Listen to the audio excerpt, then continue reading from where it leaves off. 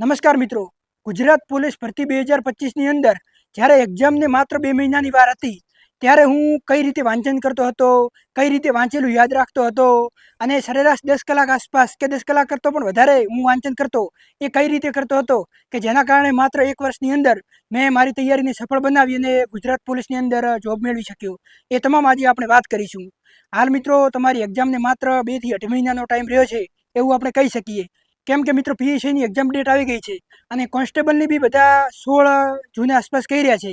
તો સમથિંગ તમારે જૂન મહિનો યાદ રાખવાનો કે એક અઠવાડિયું આગળ થાય કે અઠવાડિયું પાછળ થાય, એટલે સમથિંગ હાલ તમારી પાસે ચોથો મહિનો, પાંચમો મહિનો અને છઠ્ઠાના 15 દિવસ એટલે ટોટલ 2.5 મહિના છે.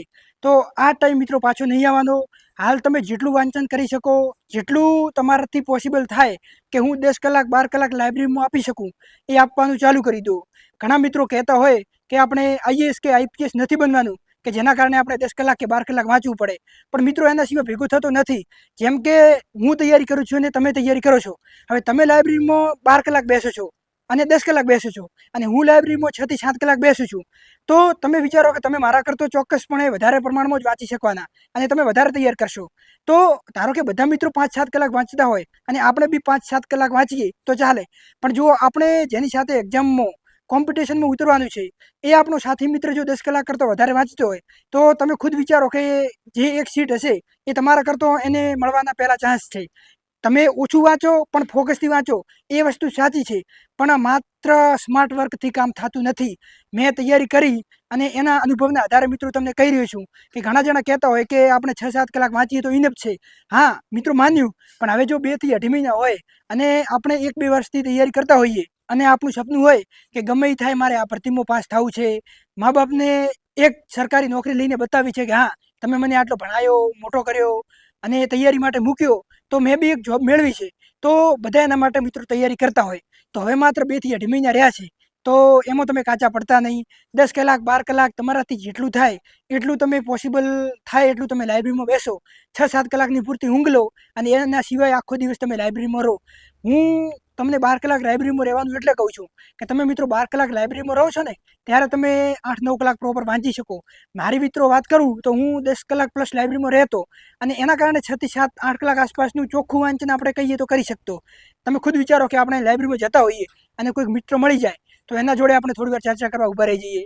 આવતા હોઈએ એટલે કોઈ કહેતો હોય કે અહીંયા મને દાખલો શીખવાડી દે, આમ કરી દે, તેમ કરી દે. કોઈ જોડે ઊભા રહી ગયા, કોઈ નવો મિત્ર મળી ગયો, આપણે ક્યારેક ફોન જોવા લાગીએ, ક્યારેક કોઈનો ફોન આવી જાય તો લાઇબ્રેરીથી 10 મિનિટ બહાર જતા રહીએ. તો કહેવાનો મારો મતલબ એ છે કે આપણે લાઇબ્રેરીમાં 10 કલાક પ્લસ બેસીએ છીએ ત્યારે જ આપણે 7-8 કલાકનું વાંચન કરી શકીએ. તો મારો મિત્રો તમને રૂટીન જણાવું તો મારો એક ટાઈમ હતો કે જેમ કે મારી હોસ્ટેલ જ હતી કે એનો નિયમ હતો કે તમારે 6:30 વાગ્યા આસપાસ વહેલું ઉઠી જવાનું. તો હું 6 વાગે જેવો રેગ્યુલર ઉઠી જતો અને નાસ્તો કરી અને 7 વાગે વાંચવા જતો રહેતો. હવે તમારે સવારમાં કયો સબ્જેક્ટ વાંચવો જોઈએ? તો મિત્રો જો તમે ગણિત રીઝનિંગમાં માસ્ટર માઇન્ડ હો, તમને ગણિત રીઝનિંગ સારું ફાવતું હોય તો તમે બંધારણ કે પછી સામાજિક વિજ્ઞાન એટલે કે જીસીઆરટી કરી શકો. પણ જે વિદ્યાર્થી મિત્રો ગણિતમાં કાચા છે એ મારું માનો તો સવારમાં તમે 7 વાગે લાઇબ્રેરી જઈ અને 7 થી 8, 9 ને 10 આ 3 કલાક જે સવારમાં તમારું માઇન્ડ એકદમ ફ્રેશ હોય, તમને વાંચેલું યાદ રહેવાની આપણે કહી શકીએ કે ક્ષમતા થોડીક વધારે હોય, તો સવારમાં તમે ગણિત રીઝનિંગ કરો કે જેના કારણે આમાં તમે સ્કોર લાવી શકો. જો મિત્રો મારી વાત કરું તો હું તો 7 વાગે લાઇબ્રેરીમાં જતો, પછી 7 થી કરી અને 8 અને 9 2 કલાક મિત્રો હું બંધારણ કરતો. કેમ કે મારું ગણિત રીઝનિંગ સારું છે તો એ હું બપોરે અને સાંજે કરતો. તો 2 કલાક મેં બંધારણ કર્યું, પછી મિત્રો 9 થઈ ગયા એટલે 15-20 મિનિટની હું બ્રેક લઈ લેતો. જેમ કે ફ્રેશ થઈ ગયા, પાણી પી લીધું, થોડી વાર મોબાઈલ જોયો અથવા તો કોઈ મિત્રને મળી લીધું, પછી ફરી 9:30 જેવો હું વાંચવા બેસી જતો. ત્યારે હું જીસીઆરટી કરતો, મતલબ સામાજિક વિજ્ઞાન અને એનસીઆરટી પર મેં વધારે ફોકસ કર્યો હતો.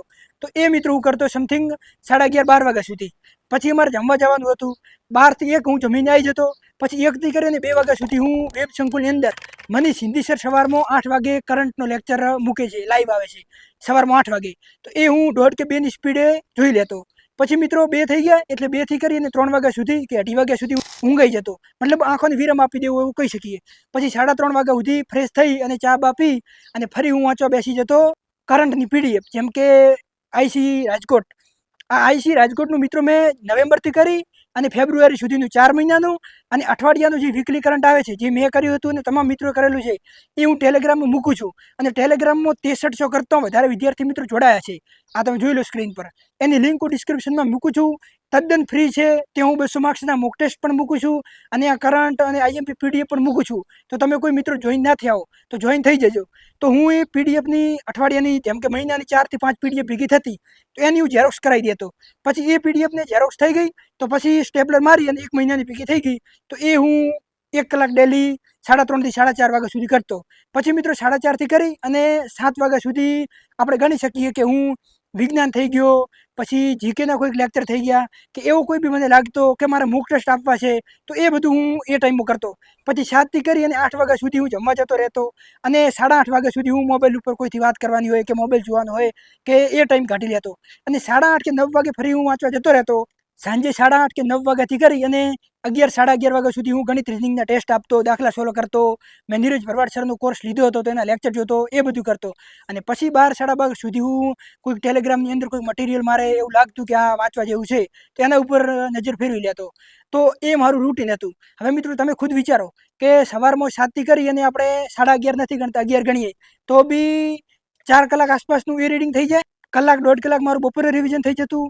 પછી 3 થી 4 કલાક હું બપોર પછીના ટાઈમે કરી લેતો અને 2 થી 3 કલાક આસપાસ હું સાંજે કરી લેતો.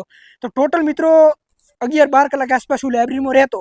તો એમાંથી 10 કલાક 8 થી 10 કલાકનું મારું ચોખ્ખું વાંચન રહેતું એવું હું કહી શકું. હવે હું તમને એટલું નથી કહેતો કે તમે આટલું વાંચો. તમે મિત્રો તમારી કેપેસિટી પ્રમાણે વાંચી શકો. હવે કોઈ મિત્ર એવો છે કે એને રાત્રે વાંચવાની મજા આવે છે તો તમે મિત્રો રાત્રે વાંચો. કોઈ મિત્ર એવો છે કે એને ગણિત રીઝનિંગ બહુ ઓછું ફાવે છે તો તમે સવારમાં ગણિત રીઝનિંગ કરો અને જે વિષય ફાવે છે એ તમે બપોરના ટાઈમે કે સાંજે ઊંઘ આવતી હોય એ ટાઈમે કરો. તો તમને કયો સબ્જેક્ટ સારો ફાવે છે, કયો તમારો વીક પોઈન્ટ છે, કયો તમારો પ્લસ પોઈન્ટ છે, તમને રાત્રે વાંચવામાં મજા આવે છે કે દિવસે વાંચવામાં મજા આવે છે તો એ તમારે અકોર્ડિંગ તમે સેટ કરી શકો. આ મેં આગળ મારું પ્લાનિંગ કીધું. કોઈ મિત્રને ફોલો કરવું હોય તો મિત્રો કરી શકો. હવે મિત્રો મારે તમને એટલું કહેવાનું કે માત્ર તમે વાંચશો તો ક્યાંય મેળ નહીં પડે. મેં મિત્રો 1 વર્ષ તૈયારી કરી અને મારા અમુક એવા બી મિત્રો હતા કે જે 2 વર્ષથી તૈયારી કરતા હતા. તો ઘણી એવી વસ્તુ હતી કે મેં એમના જોડે શીખ્યો. એ મિત્રોને મને ઘણો અનુભવ મળ્યો કેમ કે એ મને કહેતા કે મારે શું કરવું જોઈએ, શું ના કરવું જોઈએ. શું કરવું જોઈએ એ આપણને બધા કહેતા હોય પણ શું ના કરવું જોઈએ એ આપણને કોઈ નથી કહેતું. જેમ કે તમે કોઈ બી મોક ટેસ્ટ છે તો તમે મોક ટેસ્ટ મોબાઈલમાં આપો છો તો એ હું તમને કહું છું કે એ તમારે ના કરવું જોઈએ. કેમ ના કરવું જોઈએ કે મિત્રો જો તમે ઝેરોક્સ કરાવી અને મોક ટેસ્ટ આપો છો તો એમાં તમારે કયા આન્સર ખોટા પડ્યા છે એ તમે કમ્પ્લીટ કરી શકો. તમને પરીક્ષા જેવી ફિલિંગ આવે. તમે પ્રશ્નો બાકી રહ્યા હોય પાછળથી ટીક કરી શકો. કમ્પ્લીટ તમને એક્ઝામ જેવો ટાઈમિંગ આવે અને એક્ઝામમાં આનો બેનિફિટ તમે લઈ શકો. બાકી મોબાઈલની અંદર મોક ટેસ્ટ આપવાનો કોઈ મતલબ રહેતો નથી. હા તમારે પોસિબલ ના થાય તો તમે મોબાઈલની અંદર આપી શકો પણ જો મિત્રો પોસિબલ થતું હોય તો 10-20 રૂપિયાના લોભ માટે મોબાઈલની અંદર ના આપતા. 50-100 રૂપિયાનો ખર્ચો થાય મહિનામાં 1-2 મોક ટેસ્ટ આપો તો એ કરી લેવાનું આપણે. પછી મારે તમને એટલું કહેવું છે મિત્રો કે ઘણા વિદ્યાર્થી મિત્રો એવા હોય છે કે એકબીજાની દેખાદેખી કરતા હોય કે મેં યુવાનું કરંટ ચાલુ કર્યું છે અને સાઈડવાળો આઈસી રાજકોટનું કરે છે તો હું એ કરવા લાગુ. તો એવું મિત્રો હોતું નથી. આપણે રેગ્યુલર જે વાંચીએ છીએ એ જ તમે વાંચો અને તમારે પરીક્ષા લક્ષી કોઈ બી મને પૂછવું હોય તો કોમેન્ટમાં મને પૂછી લો. અને મિત્રો અહીંયા ટ્રેનિંગમાં બહુ ઓછો ટાઈમ મળે છે તો બી તમે ઘણા વિદ્યાર્થી મિત્રો મને મેસેજ કરીને કહો છો કે નંદીશભાઈ આ ટોપિક ઉપર વિડીયો લાવો, આ ટોપિક ઉપર વિડીયો લાવો. તો થોડા ઘણો ટાઈમ મળે. હાલ અમારા બધા મિત્રો ક્રિકેટ રમવા ગયા છે તો મને એવું લાગ્યું કે વિદ્યાર્થી મિત્રો કહી રહ્યા છે કે અમારે કેટલા કલાક વાંચવું જોઈએ, કઈ રીતે વાંચવું જોઈએ તો આપણે એમના માટે વિડીયો બનાવીએ. તો તમારા માટે હું મહેનત કરતો હોઉં તો મને બી આશા હોય કે તમે શું સારો સપોર્ટ આપશો. Like, share, subscribe. આ 5000 આપણે સબસ્ક્રાઈબ પૂરા થવા આવ્યા તો 5000 સબસ્ક્રાઈબર ના કહેવાય પણ એક ભાઈ બહેનોનો કે મિત્રોનો આપણો એક પરિવાર કહી શકીએ. તો એ તમે તરત પૂરો કરાવો એવી હું આશા રાખું. અને તમારે કંઈ બી મને પૂછવું હોય તો કોમેન્ટમાં પૂછી શકો. બાકી લાઇક, શેર, હાઈપ એ કરી લો. અને અમુક વિદ્યાર્થી મિત્રો હજી બી નવા વિદ્યાર્થી મિત્રો છે જે કોમેન્ટ કરીને મને કહેતા હોય કે મારે કઈ બુકો વાંચવી જોઈએ તો તમને એવું જ કહેવાનું કે મિત્રો અહીંયા ઉપર બુક લિસ્ટનો વિડીયો લગાવી દઈશ એ તમે જોઈ લેજો. આ મિત્રો મેં બુકો વાંચી હતી અને આ વિડીયો 30,000 કરતાં વધારે વિદ્યાર્થી મિત્રો જોયો છે તો તમે આ જોઈ શકો. અને આપણે મળીએ એક નવા વિડીયો સાથે આગળ. ત્યાં લગી જય Hind, thank you, bye bye. જોરદાર બધા તૈયારી કરો અને સૌ આ ભરતીમાં લાગી જાઓ એવી શુભેચ્છાઓ.